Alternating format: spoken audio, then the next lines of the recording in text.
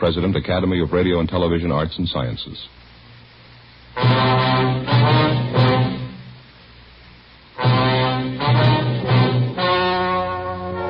The story you are about to hear is true. The names have been changed to protect the innocent. Fatima Cigarettes, best of all king-size cigarettes, brings you Dragnet on both radio and television.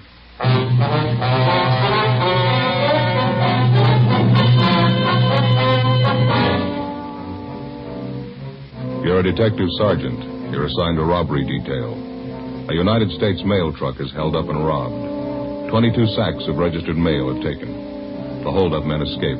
There's no lead to their identity. Your job? Get them. Compare Fatima with any other king-size cigarette. Yes, compare Fatima with any other king-size cigarette. 1. Fatima's length filters the smoke 85 millimeters for your protection. 2. Fatima's length cools the smoke for your protection. 3. Fatima's length gives you those extra puffs, 21% longer than standard cigarette size. Fatima gives you more for your money. And in king-size Fatima, you get an extra mild and soothing smoke, plus the added protection of Fatima quality. Buy Fatima in the bright, sunny yellow pack. Best of all, king-size cigarettes.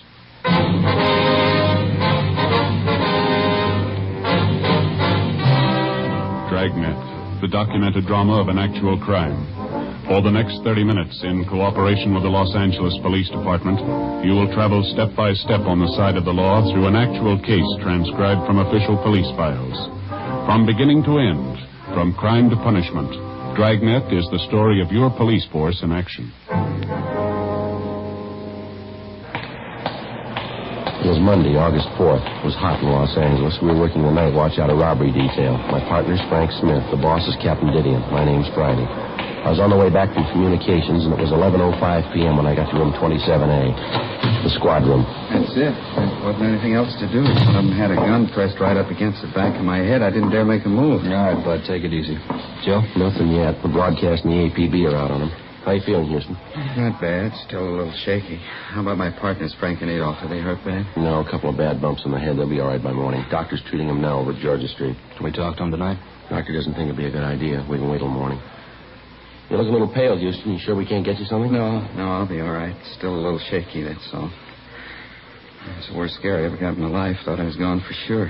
How about a glass of water? Yeah, okay, if you got it. You bet. You got a penny, Frank? Yeah. Okay.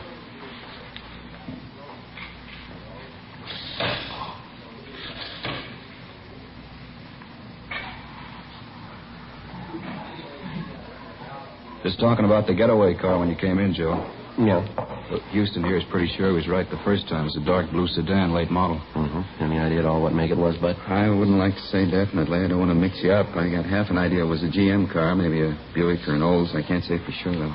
Well, here's your water. Oh. You didn't get a look at the license, huh? You sure of that, are you? No, I didn't see it at all. The whole thing went too fast for me. I appreciate this. I got it. Robbery, Smith. Yes, sir. Oh, yeah, Inspector. Mm-hmm. Yeah, I see. Yeah, we'll be here for a while. Yeah, 27A. Right, thank you. Goodbye. You got it. Post Inspector Joe. He's on his way over now. That's fine. Hey, Bud, when you started your run with that mail truck tonight, you have any inkling at all that there was something wrong? I don't think I got you, Sergeant. What do you mean? Well, I mean, did you happen to notice anyone suspicious hanging around the post office out by the loading platform, maybe? Something? No, buddy. How about on your way to the Union Station? You notice any cars following your mail truck? No, if they were, I think I'd have noticed it. I usually keep an eye out when we're making a run. It's a habit I got into, I guess. How long you been driving a mail truck, Bud? About 5 years. I've only been handling the registered mail. Last mail, they leave first, and then our truck leaves right after them. We only handle registered stuff. I see. The same routine tonight, no different. You're a driver of the truck, that right, Bud? Yeah, that's the guard. That's regulations. On trucks that handle just the straight mail, the driver's the only one aboard. The mail truck's got to have 3 men, the driver, the clerk.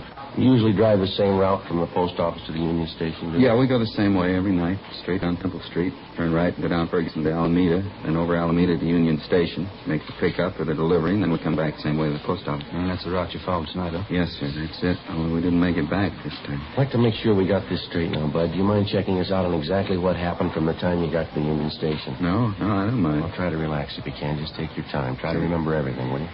Say, would you mind very much if I called my wife first? I know I'm going to be late getting home. I don't want her to worry. You bet. Go right ahead, Bud. What's your number? I'll dial. Thanks. It's Pleasant, 29321. Okay. You got a family, Bud? Yeah, 3 kids. Mother-in-law, too. She lives with us. Here you are, Bob. Oh, thanks. Lorraine? Oh, hi, Mother. Did I get you out of bed? No, nothing's wrong. I just called to say I'd be a little late tonight. I didn't want Lorraine to worry. No place? No, I'm not in a bar. Why do you have to say things like that? If that's the way you feel, all right. Just tell Lorraine, will you? Hello? Mother-in-law, you never get off your back. Sorry to interrupt, officer. It's all right, Bud. You want to go ahead now? Let's see. You wanted to know what happened after we left Union Station? Yeah, that's right. What time was it when you left the station? Right after we loaded the mail sacks on the truck. 28 sacks, all registered. We took off. What time was that? Scheduled time. I left the station, headed for the P.O., drove the same route, along Alameda to Ferguson, and then up Ferguson. As soon as I turned the corner, I picked up their headlights in the rearview mirror. Then they started crowding us. I knew something was wrong. Too late to do anything then. They pulled up alongside, forced you into the curbs, Yeah, the darkest part of the street, too. It was a big sedan, I know that, a 4-door job. Dark blue, and it was a late model, I'm sure.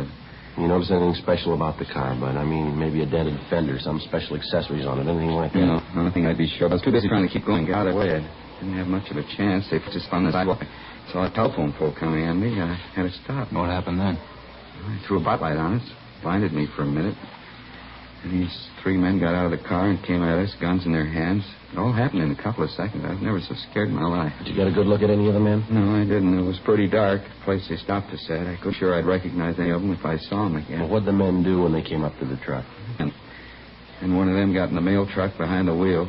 His name was Sid. I heard that. One of the men said, "Follow us in the truck, Sid. You know where to go." That's what he started following a little ways behind us. Mm-hmm. They drove you straight down Alameda, is that right? Yes, sir. Like I told you before, I think it was about a mile and a half. And they turned off right into that alley by the warehouse, same place you found it. Mm-hmm. I figured that was the end. They got us out of the car, Frank and me and Adolf. Made us line up against a brick wall there, hands up in the air, facing the wall, and then they opened up the back of the truck and transferred the mail sacks to their car. Well, any conversation while all this was going on? Not too much, no. You see, one of them, I think that was Sid. He covered us with a gun, a shotgun. The other 2 moved the mail sacks from the truck to the car, and every once in a while the Sid would tell them, "Come on faster, we're short on time." I think that's what he said. Well, why'd they slug your 2 partners, this Frank and Adolf? Any reason for I that? was coming to that. You see, when they got all the mail sacks in their car and they were ready to pull out, the other 2 guys came over to Sid, and one of them said, "What are we waiting for? Let's kill them and get out of here." Yeah? And right away, our clerk, Frank, he began pleading with them not to kill us. I guess Frank was thinking of his wife and his little kid. Mm-hmm. How'd the thieves react? Well, they slugged him, cracked him with a gun, and hit him a couple of times. Frank went down. He started crying. Just a young kid, you know. Yeah, we know. Well, this other guy told Sid again. He said, "Come on, let's kill him. Let's get out of here." He's the one who had something wrong with his voice. It was real husky, you know, like he had a cold. Mm-hmm. Go ahead. Well, I got to say, this Sid wasn't much for killing us. He told the other guy he didn't think they ought to kill us because they'd set him up for a murder rap besides mail robbery. The other 2 guys told Sid, "What's the difference? If we're going to rob the mails, we might as well go all the way." And they argued about it a minute or so. Yeah. And my other partner, Adolf, he began to plead with him. He said, "Please don't kill us." I was sick to my stomach. I couldn't even talk. What'd you say? I said I was sick to my stomach. I couldn't even talk. Was that when they slugged Adolf? Yeah, this Sid slugged him. He hit him worse than he did Frank. He kept beating him and beating him. I still hear it. I just got sick. Well, to make a long story short, this Sid finally said, "We'll give him a gambler's chance. We'll toss for it." Mm-hmm.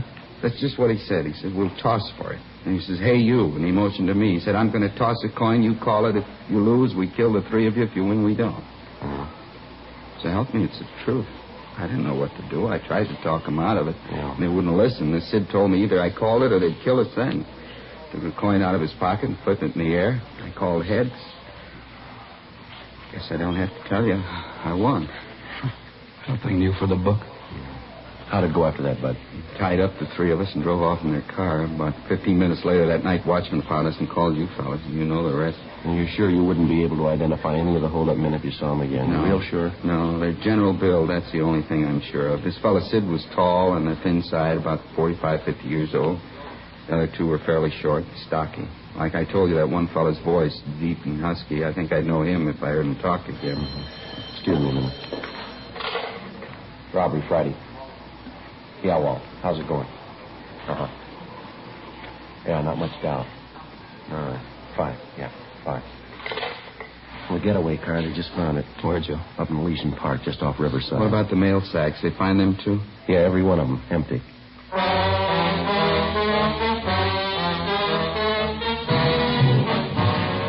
According to the report we'd received, the getaway car was found parked in a clump of shrubbery on the edge of Elysian Park, about half a mile from Riverside Drive. All of the 28 registered mail sacks were found scattered in and around the car, and with the exception of a few pieces of mail, the sacks were empty. A crew from the crime lab was dispatched immediately to the scene to check the car and the mail sacks for fingerprints and to cover the entire area for physical evidence. The mail truck was also gone over for prints at the point where it had been located. The officers at the scene, Sergeants Bitteroff and Gonzalez, continued the investigation on their end. 11:50 p.m. After the inspector from the post office department arrived, we continued our interview with Bud Houston, one of the three victims of the mail truck robbery. We ended the interview a few minutes after midnight, and Houston was driven to his home. The following morning, along with the postal inspector, Frank Smith and I talked to the other two victims, the clerk and the guard who were with Houston at the time of the holdup. They could add nothing to what their partner had already told us. The investigation went on. Every possible angle was checked and rechecked. 3 days passed. Nothing. Thursday, August 7th, 5:40 p.m. Hi, Joe. How'd you make out? Oh, it's sour. Nothing at all. The guy wasn't even in town the night of the holdup, and he can prove it. Do you have any luck? No better than yours. I might just as well have taken the day off for all the good we did. Nothing from the stats office, huh? No. Last one we asked for won't be ready till tomorrow. It's getting a little embarrassing, Joe. We got them checking practically every robbery card they've got. M.O., description, only a few of them come close. We've already ruled them out as possible. The one you just checked on, that was the last. About does it. Might as well close up shop for the day, huh? You ready? Yeah, let's go. I'll sign us out. All right.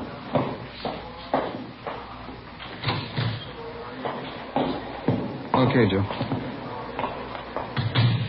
Now, that mail truck driver, Houston, he and his partners were in checking through our mug books again this afternoon. Oh, yeah, I forgot about that. Did they come up with anything? Well, they spotted one mug shot, Paroli from Quentin, only a partial ident. 3 of them couldn't even agree on that. I checked on the man. He's back in Quentin for a month. I can't say the 3 of them are cooperative. They've sure been working for us, haven't they? Hey, Joe, you in a hurry? How about washing up? Yeah, all right. Been a long time since we've had one start as slow as this one. You're really the worst, Frank.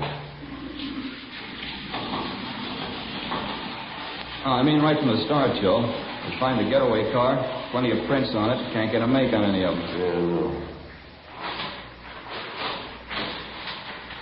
Find out the car was stolen. We check the owner, location, leads nowhere. Prints on the steering wheel of a mail truck, parts of the mail sack, still no make. How tough can it get?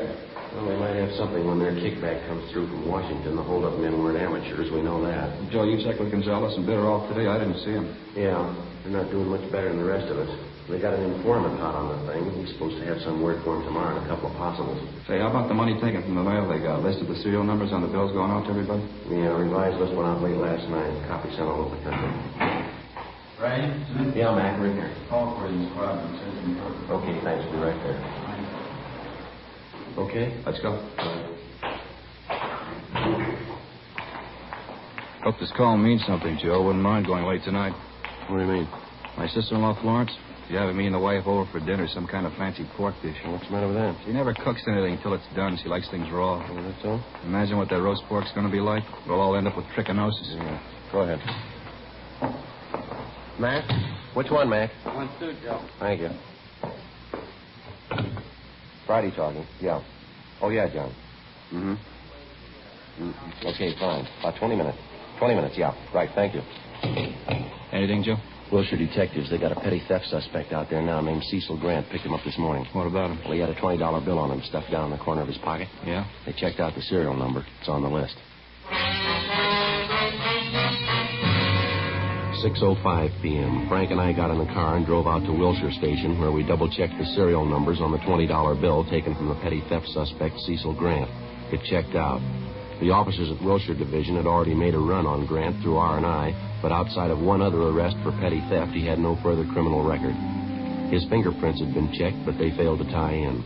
The suspect was taken from his cell to the interrogation room where Bill and I questioned him. He talked a lot, but he didn't say much. Well, now, look, there ain't any reason to get mad. We can settle this thing without a big rhubarb. No reason to get mad. 28 sacks of U.S. mail, mister. A couple of men slugged till they couldn't stand up. We figure that's a good reason. All right. I know. Why bring your troubles to me? I wasn't in on You got a piece of the loot, a $20 bill. You had it in your pocket. You admit it's yours. All right, so what? The holdup's still fresh. It ties you in close, Cecil. You're warm enough for us. What do you mean? What are you getting at? You don't need me to explain it. You got a piece of the loot. You say the bill must have been in your pocket for at least a day. That's right. Then it's a good chance you were in contact with the thieves. Either that or you're one of them. I'm not. You know that. Couldn't have been there. I got an alibi. Now, face it, Grant. You're not going to alibi that $20 bill. Now, how about it? I don't know. I told you I don't know. If it's not your job, you better check us out, Cecil. Robbing the U.S. mail. I think you know what that gets you. I don't know. Money was in my pocket. I just don't know. 25 years, 30, maybe 35. If you're not in, why fool with it? How about it, Cecil? I'm not in. You know that. Then what about the 20? What about it? Well, this is the way it happened. Guy owed me a 20. Owed it to me for 6 months, maybe more. Tuesday he came around, paid off. Gave me that bill you got. This last Tuesday? That's right. Thought it was funny, but he's a nice guy. I didn't want to make trouble. How do you mean? Well, when he paid me the 20 back, he said, well, look, the bill isn't phony, but don't let it out for a couple of days. Bill's okay, but just sit on it, maybe a week or two. That's just what he told me. Who was it? Where did we find him? Well, he's a nice guy, a friend. I don't want to make trouble. It's already made. Now, what about it? Johnny Carter, 380 Nashville Avenue, apartment 2.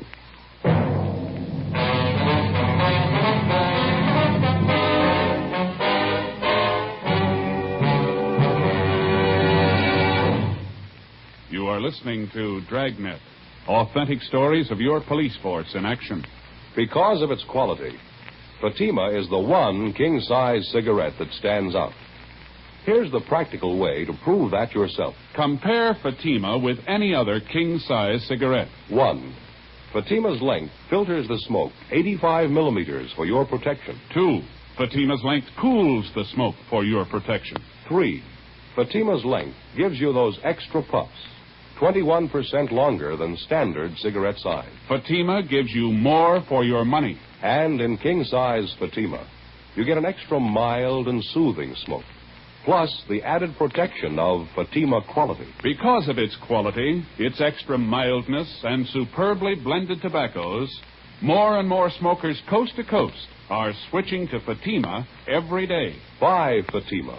Your money back plus postage if you're not convinced Fatima is better than the king-size cigarette you're now smoking. Just return the pack and the unsmoked Fatimas by August 1st, 1952. Fatima, Box 37, New York 1. Add to your smoking enjoyment. Smoke king-size Fatima, extra mild and soothing, plus the added protection of Fatima quality. Get Fatima in the bright sunny yellow pack. Best of all, king-size cigarettes.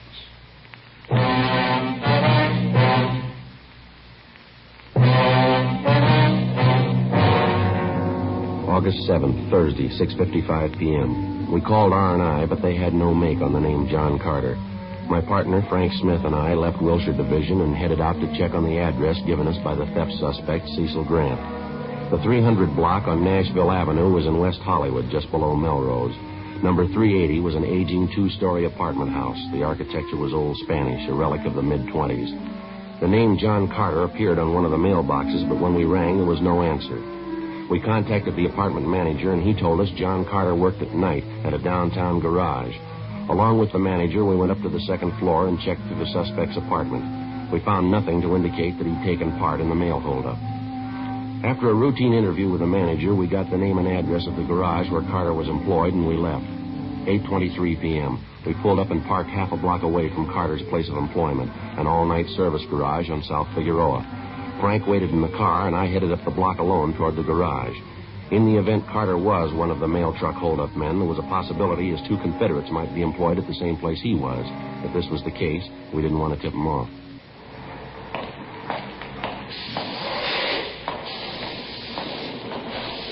Hi.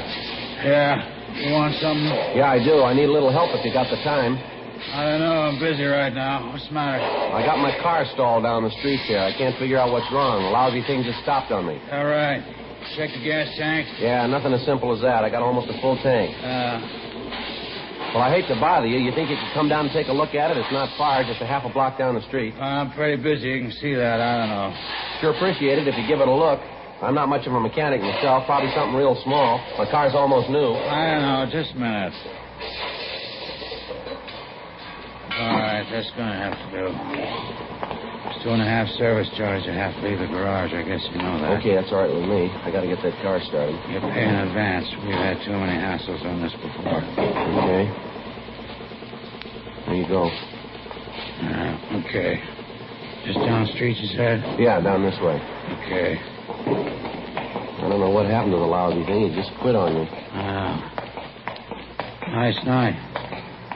What'd you do, pound on the gas pedal, flood the carburetor? No, I don't think so. I kept trying to start her when the thing quit on me. There's an automatic choke on the car, though. Maybe that had flooded. I don't know. A half a block now. Which one's your car?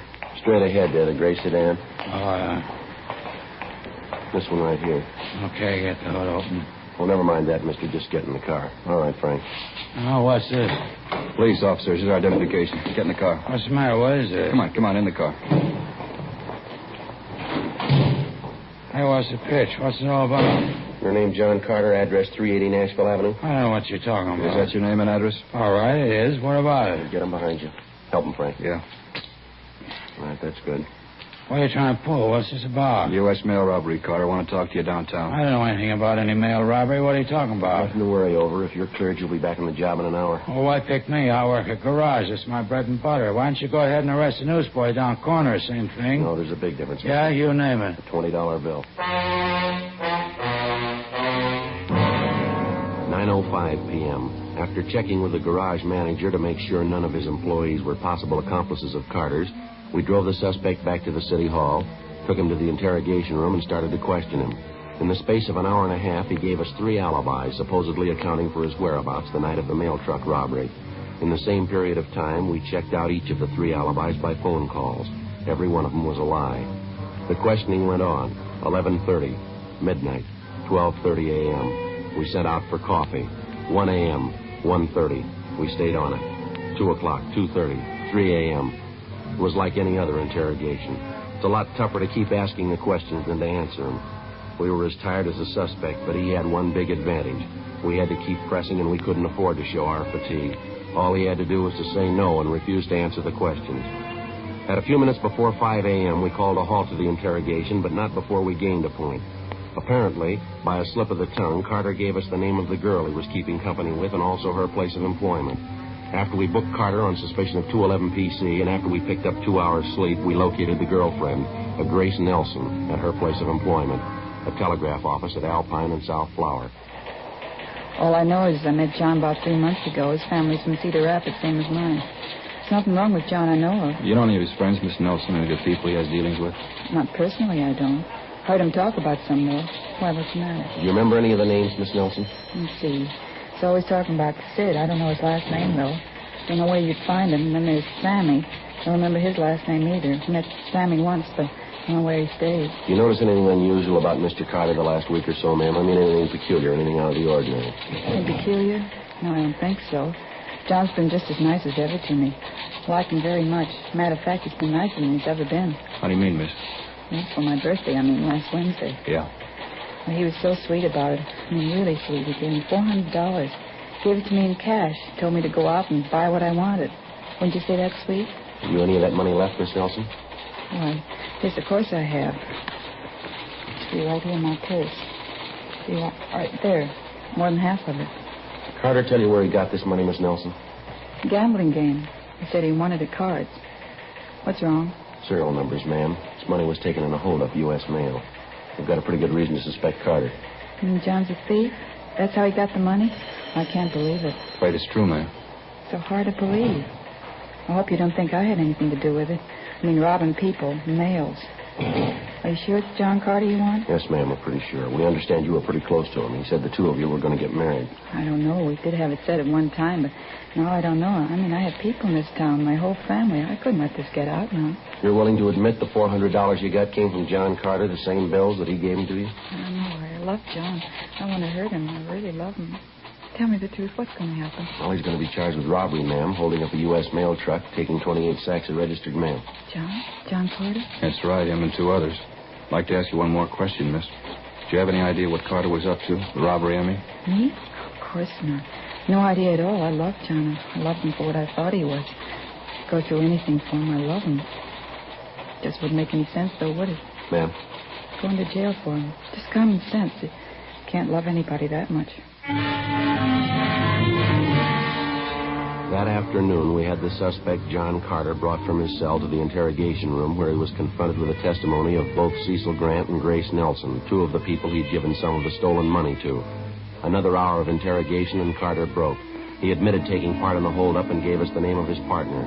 He named as the leader and mastermind of the robbery a Sidney Grover, at an address in Highland Park.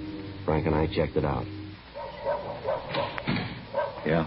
Police officers, you Sidney Grover?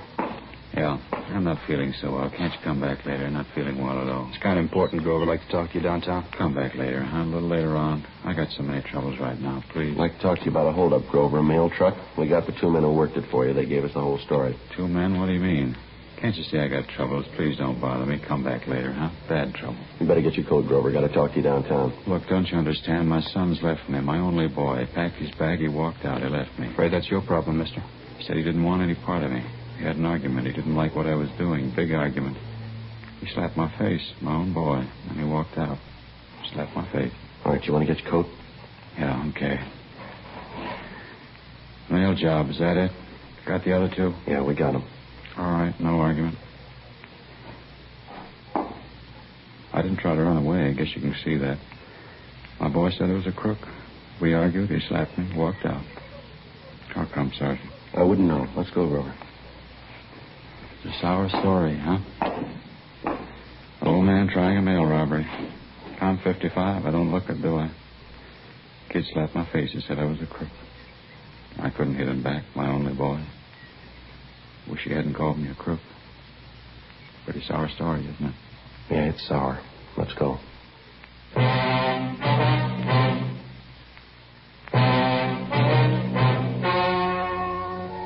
story you have just heard was true. The names were changed to protect the innocent. On November 29th, trial was held in Superior Court, City and County of Los Angeles, State of California. In a moment, the results of that trial.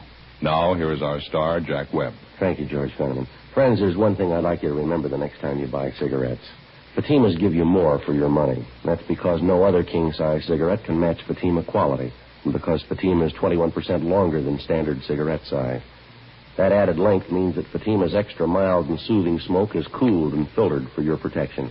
Get a pack tomorrow and compare them with the cigarette you've been smoking. Fatima, best of all king-size cigarettes.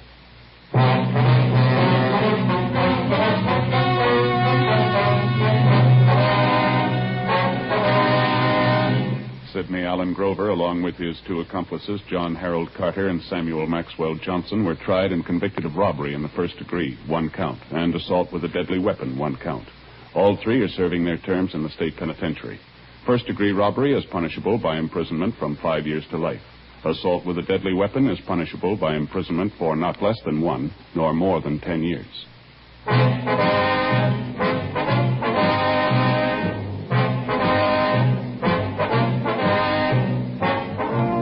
You have just heard Dragnet, a series of authentic cases from official files. Technical advice comes from the Office of Chief of Police W.H. Parker, Los Angeles Police Department. Technical advisors Captain Jack Donahoe, Sergeant Marty Wynn, Sergeant Vance Frazier. Heard tonight were Herb Ellis, Vic Perrin, Inga Hollis. Script by Jim Moser. Music by Walter Schumann. Hal Gibney speaking. Fatima Cigarettes, best of all king-size cigarettes, has brought you Dragnet, transcribed from Los Angeles.